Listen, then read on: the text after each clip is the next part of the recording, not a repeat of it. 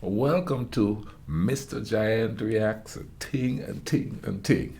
I'm Mr. Giant, and today we're going to be watching Canada versus the USA. My thoughts on living in the USA as a Canadian. You know what I mean? Everybody say Canadian is America's little brother and blah, blah, blah, blah, blah. And, I hear that all the time here as it is. But let's see what a Canadian think of living in America as a Canadian. Let's YouTube and simmer and check this out. How's it going, guys? The topic for today's video is United States versus Canada. So I was born in Canada. I lived in Canada for the first 25 years of my life. I traveled around the world for a few years, came back to Canada. Now I've been living in the United States here for about 145 days or so at this point. So what are my thoughts? What are the differences? Is there like a really big difference when you cross that imaginary line and you come into the United States? What's the difference, D-Man? Tell us. So like growing up in Canada, we get this type of perception and we get these ideas about, what Americans are like. They're very greedy, they're big and obese, and they just love football and war. That's what Americans are about. Just since I've been living down here, I wouldn't say that I've noticed like a profound difference in how people are, including like the size of people. Like you think when you come to America, you're gonna see that everyone's just gonna be overweight. But if you go to Canada, there's a lot of overweight people there as well. So for me, I didn't really notice any difference in terms of the size of people. Do people seem like really like greedy here in America? It's all about the money.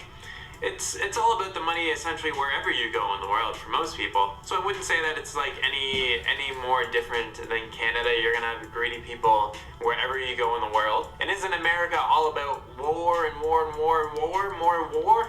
Obviously war is a big war in the army and all that kind of stuff is definitely a big thing here in the United States. I would definitely have to agree with that.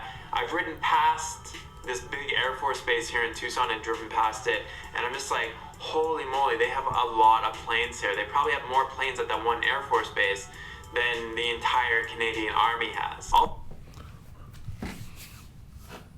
Now, where I'm from, most people are skinny. You know what I mean? Now, the overweight people is a different type of overweight. You know what I mean? No, here's something. On the island, because it's a third world country, if you're super skinny, that means you're struggling and you can't make ends meet and you're poor or something like that. So if you have a little weight on you, people think you're healthy because you're eating right, you know what I mean, and you're living good. However, because there's not a whole lot of non-organic eating, the big there is not the same as the big here. You know what I mean? And I'm not trying to draw a negative or so, but it seems like people who are like a little bit bigger there are a lot more active there. But then again, it's a lifestyle type thing. Here you have like massive public transportation. Pretty much everybody's got a car. You know what I mean? Back there, people walk. A lot of people walk where they need to go. Of course, too, when you take into the sheer size of the island, it's a lot easier to just walk to places anyway. You know, uh, as far as the whole war thing is concerned, we always talk about peace all the time. Even though we had two revolutions and an invasion, we still talk about peace all the time. And like even we in the Christmas season, even Christmas, you don't hear stuff about war on Christmas and war on Jesus and war on religion. We don't hear that much there about that. So the whole war mentality, the whole warrior mentality is really prevalent here. No, I'm not saying that it's like that in every island. I'm just speaking about the island I'm from. You know what I mean? And hearing about situations from a brother back home who's been living there his whole life, it hasn't changed that much.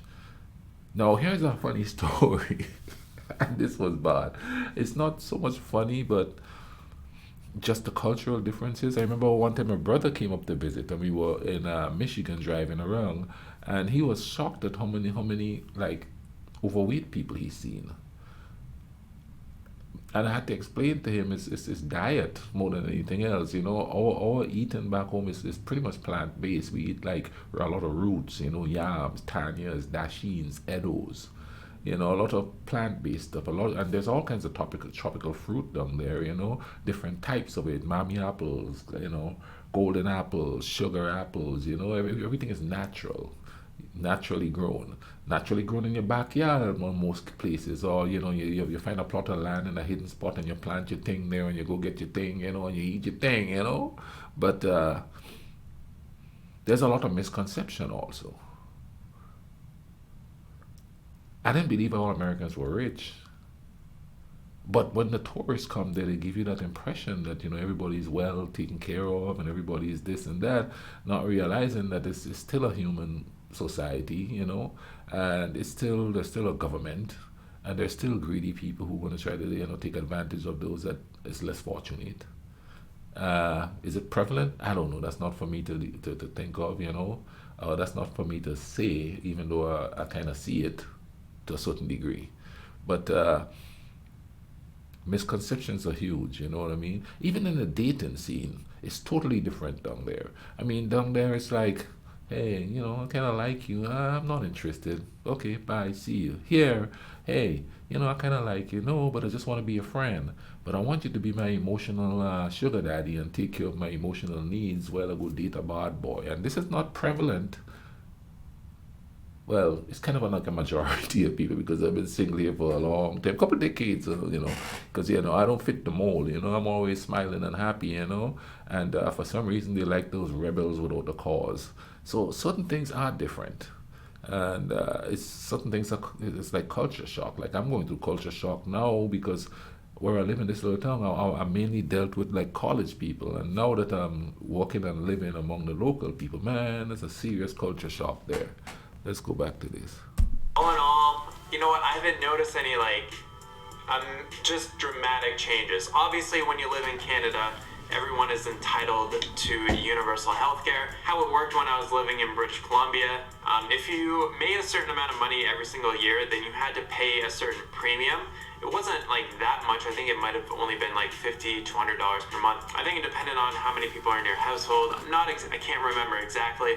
But if you didn't make enough money, you didn't have to pay that healthcare premium, which it seems to be kind of the opposite here in the United States. If you can't afford healthcare, then you're fined $150 every single month on your taxes, which seems a little kind of like crazy to me, because if you can't afford healthcare, then why are you charging somebody $150 per month in order to live without healthcare? I'm not exactly sure about, you know, what's going on with that. It's quite complicated. One of the main cultural differences is that Canada does try to provide healthcare for everybody, whereas it's privately run in the United States. And I would say that's probably one of the major differences going from Canada to the United States. And for me, since I don't have health insurance right now, but it's something that we're gonna look into, just because if it only costs us, you know, I don't even know how much it would cost, but if it doesn't cost us that much, then it's nice to have for like emergencies. Like I know that I have to be more kind of like careful with stuff, right? So I'm not gonna go out and buy like a mountain bike and start shredding up all the trails, because it's very easy on a mountain bike to like fall over, break an arm, break a leg, whatever, break a collarbone. So like for certain activities, I'm a little bit more kind of like wary and a little bit more cautious. When I'm riding my bike on the road, I'm not doing really dangerous, stupid stuff. I'm just trying to ride I'm just trying to ride more along with the lines of the rules of the road, which you should be doing anyways, but I'm just more kind of like conscious and aware that I don't want to injure myself. I understand. Because I'm going to be paying for it out of pocket if it's serious enough. Also, America is known as like one of the biggest capitalist societies in the world, and I would have to agree with that. Like if you want anything, right? Anything that you can think of, it is like available in the United States. Coming from Canada, we don't have, like there's Amazon Canada. Amazon.com in the United States is like a whole different animal. And if you're signed up for Amazon Prime, like you can get so many different things shipped for free, 2-day shipping to your front door at a pretty good price. And that's just something that is not available in Canada. There just isn't obviously the same demand. I don't know, it's just like Canada is not, like it is into capitalism, like it is a big capitalist country, but not as much as the United States. So those are the main differences that I've noticed. He's talking about the mail. I didn't see a mailman until it came, really, until it came to America. We don't have mailmen coming to our doors there. I don't even think we had numbers on our houses. They may have it now, but that, when you ask me for my address, we had to go to a post office to pick up our mail, and it was a bus ride to get there. It's not like I went down the street to the post office. Like the post office here is like 2 blocks that way, and I could walk to it. You know what I mean? But and this is check this out. This is so funny or sad that is. My parents got divorced when I was like 8 years old. I never went to the post office, so I was living in a resort beachy area, and so I never went to the post office. I wasn't aware that I was getting Christmas cards from from my father. I went there. I walked by there one day, and somebody who knows me said that I had at least a couple of cards in there, and I said, "Whoa, he sent Christmas cards." Or maybe it's the person he was living with at the time, the woman that sent us the Christmas cards, but. We didn't get mail that much. Bills and stuff like that. I don't even know how we got our bills. I don't even remember. I just remember going to the electric company and paying the bill.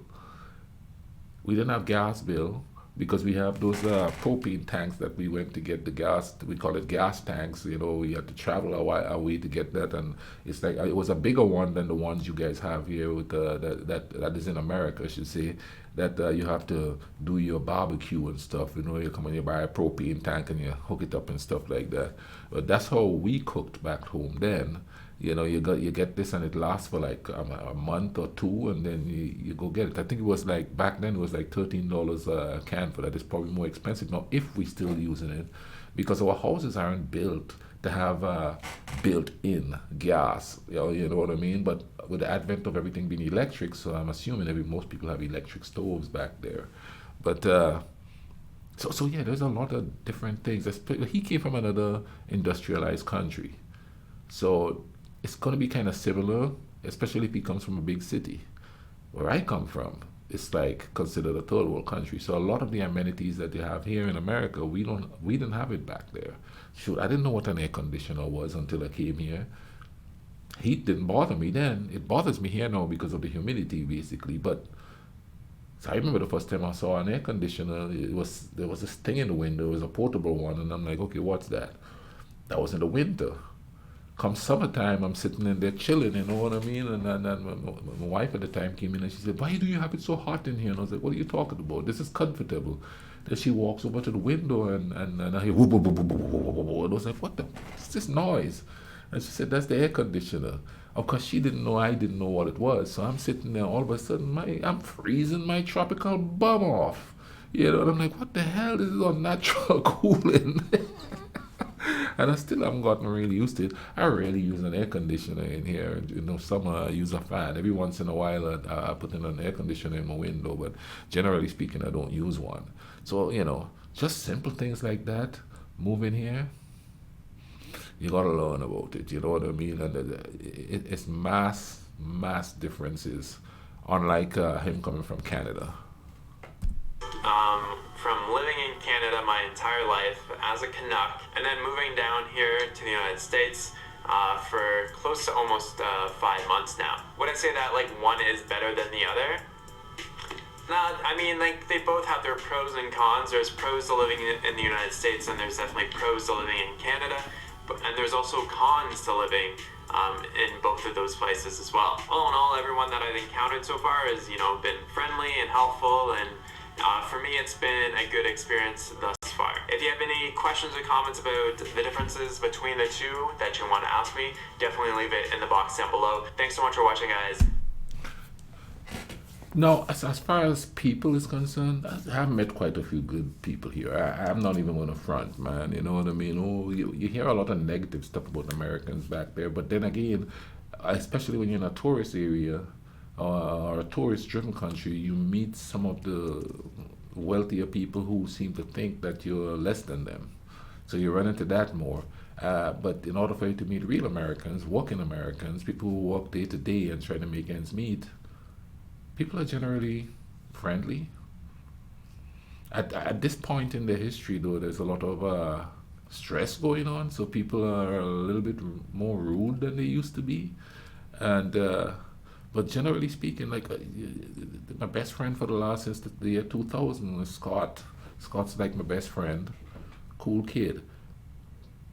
He's a lot more like an island person, I should say, than most. My ex-wife to a certain degree is the same thing, you know, and I guess that's why we became friends so quick and all of that. And okay, maybe it's because I'm an immigrant, and people think that I've assimilated. You still feel like if you're not part of, because I didn't come to America when I was like 6 years old, so that I was raised going to high school here and stuff like that. I was already cemented in my own culture, so that makes it even harder. So the things that I think of, most people don't really think of it here. You know what I mean? And every once in a while you meet somebody that's along the same lines of thinking as you are.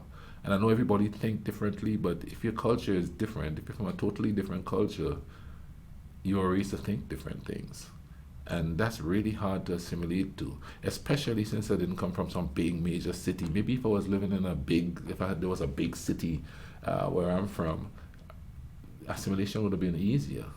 But I come from just a little place, and like I said, we didn't even have like numbers on our doors back home to tell what the address is. I don't even remember how. I think they just addressed our mail to the post office. Didn't see a television until the late 70s. We had the old dial tones for the longest while. As a matter of fact, when I left home back in like 86, we still just had the dial phones and stuff like that. Whereas here, people were starting to get into all that fancy phone stuff. You know what I mean? But I've met some good people there. One of the good people here, man. I'm telling you, good people. They're everywhere. Don't let nobody fool you.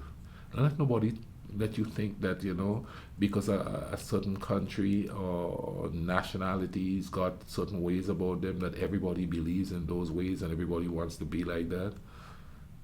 I like to think, and I do believe, that most people in the world are good people. It's easier to follow the status quo and not do anything than it is to go against the grain, because the people who are like really into what the culture is at the time they're a lot louder than those who have their little doubts about cultures, and that's in every country. You know what I mean? So you tend to stay quiet to get along. And like I said, man, good people. You know what I mean? Like when Friday I left work, I wasn't feeling too well. You know what I mean?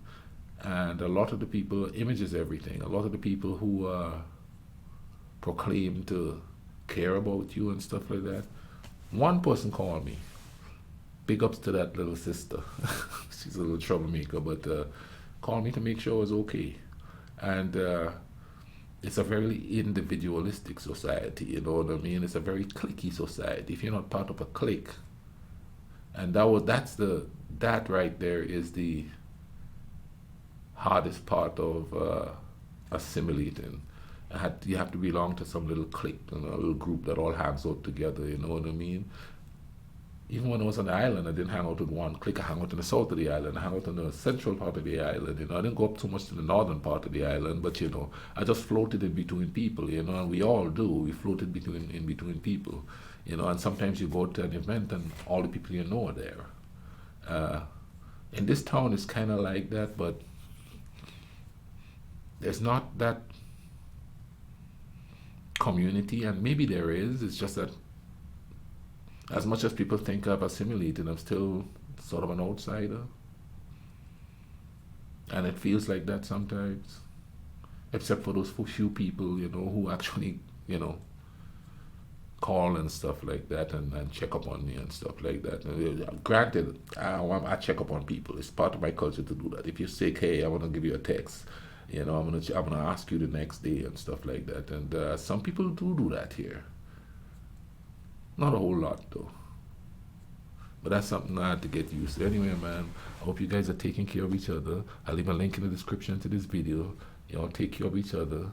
Start paying attention to each other, alright? Cool runnings.